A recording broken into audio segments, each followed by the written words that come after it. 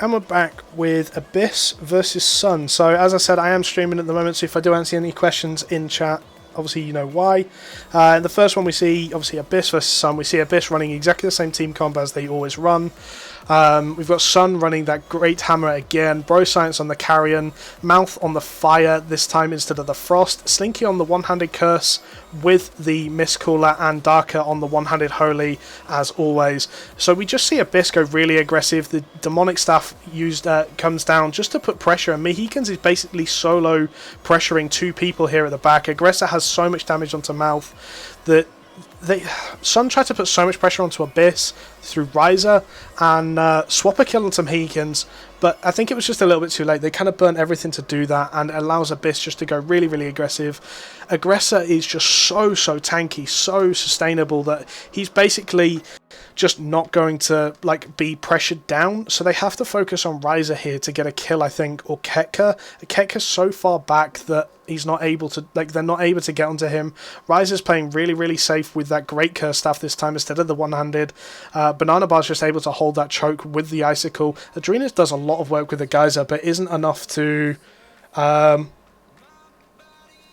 isn't able to interrupt enough spells to cause much pressure. And I'd like to see him potentially use it as a zoning tool on Mohicans. Mohicans typically plays with the really aggressive attitude and then uses the defensives to get back. If Adrena could knock him back into the Sun team, that's a potential free kill there with the over-aggression from Mohicans that he always shows, so we know it's always going to be there.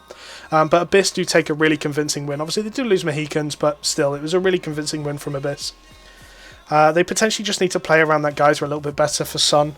Try to interrupt Ketka, potentially put more pressure on Ketka. If they can bait out a cleanse on Ketka, Slinky can pretty much one-shot him. But that's the important part. So we see a big stun. He does miss Ketka, and that was unfortunately the big thing. If he manages to get a cleanse on Ketka, then if he manages to get a stun and bait the cleanse, then that's a potential kill from Slinky. Slinky does put a lot of pressure onto Riser, who has to ice block immediately, as well as using other cooldowns. Darker's in a really bad spot here. Sun is falling back, and Darker's still really over engaged. And Sun are just able to get so pressured here with the three-man sort of stack with Bro Science, Slinky and Mouth on the choke. Adrena is trying to peel for people. Aggressor goes really low here, has the Death Curse on him. I believe he's going to survive just. Oh no, he does go down. So they swap a kill. The problem is Darker was in such a bad spot there, and that was purely on Darker. He saw his team retreating and he had to follow. He was kind of left to die there, and obviously Sun don't have a healer now, so they do just get picked apart. So a clean sweep from Sun. The second fight would have been better, and I think they could have actually pulled something out there if Darker would have realised that his team was retreating and followed with. He didn't do it. The Icicle was on cooldown, so they wouldn't have been able to capitalise on that choke, and Abyss just take a really dominating win there.